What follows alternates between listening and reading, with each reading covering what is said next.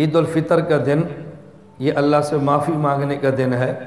حدیث پاک میں ہے کہ جب لوگ روزہ رکھتے ہیں اور عید کے دن عیدگاہ میں نماز کے لیے آتے ہیں، اللہ اپنے فرشتوں کو گواہ بنا کر کہتے ہیں، اور پہلے اللہ ایک سوال پوچھتے ہیں فرشتوں سے کہ جو مزدور مزدوری کرے تو اس کا حق کیا ہے؟ فرشتے کہتے ہیں یا اللہ اس مزدور کو پوری مزدوری دے دی جائے۔ اللہ فرماتے ہیں پھر تم گواہ بن جاؤ، میرے ان بندوں نے روزہ رکھا، میرے ان بندوں نے قیام اللیل تراویح پڑھی، میں اپنے بندوں کو معاف کرتا ہوں۔ اور حدیث پاک میں جب بندہ عیدگاہ میں آتا ہے، اللہ سے معافی مانگتا ہے، تو یہ پاک ہو کر واپس گھر کی طرف جاتا ہے۔ میں بالکل بڑی مختصر سی باتیں عرض کر رہا ہوں۔ عید کے دن معافی مانگنا یہ بہت ضروری ہے، لیکن معافی کا طریقہ یہ نہیں ہے کہ امام صاحب دعا کریں اور آپ آمین کہیں۔ رٹی رٹائی دعا ہرگز نہ مانگیں۔ ہر بندہ اپنی دعا مانگے، اپنی ضرورت کی چیز مانگے، ہمیشہ یاد رکھیں۔ اور مقبولیت کے اوقات میں سے بہترین وقت 2 خطبوں کے درمیان کا وقت ہے، جو منٹ یا آدھا منٹ کا وقت ہوتا ہے، لیکن خطبے کے دوران یہ بولنا نہیں ہے۔ اپنے دل ہی دل میں اللہ سے دعا مانگیں۔ اللہ علیم بذات الصدور ہے، اللہ جانتے ہیں کہ میرا بندہ مجھ سے کیا مانگتا ہے۔ وہ ہونٹوں پہ لائے بغیر اللہ اپنے بندے کی ضرورتیں جانتے بھی ہیں، سنتے بھی ہیں، اور اللہ کریم اس کو پورا بھی فرما دیتے ہیں۔ میں صرف ایک گزارش کرنا چاہتا ہوں، بس اس کو آپ پلے باندھ لیں۔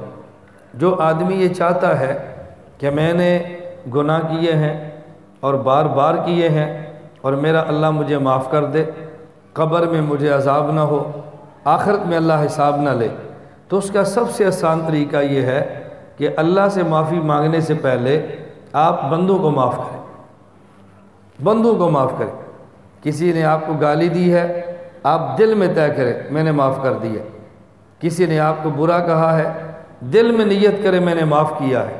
اب بتاؤ، ہم ایک بندے کا چھوٹا سا جرم معاف کرنے کے لیے تیار نہیں ہے، اللہ سے بڑے بڑے جرائم معاف کرانے کی کیسے امید رکھتے ہیں؟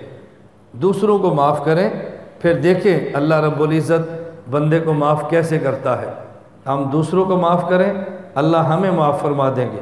اپنے دل کو صاف رکھیں، اللہ ظاہر کو صاف فرما دیں گے۔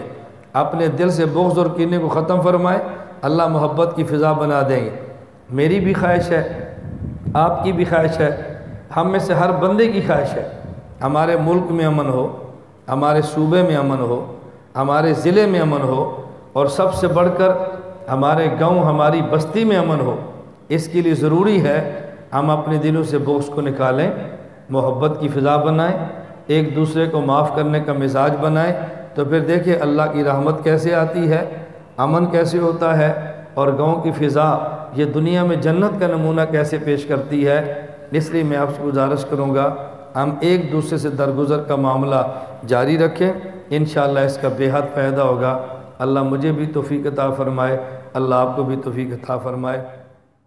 لا الہ الا اللہ، لا الہ الا اللہ، لا الہ الا اللہ، ما لنا رب سوا۔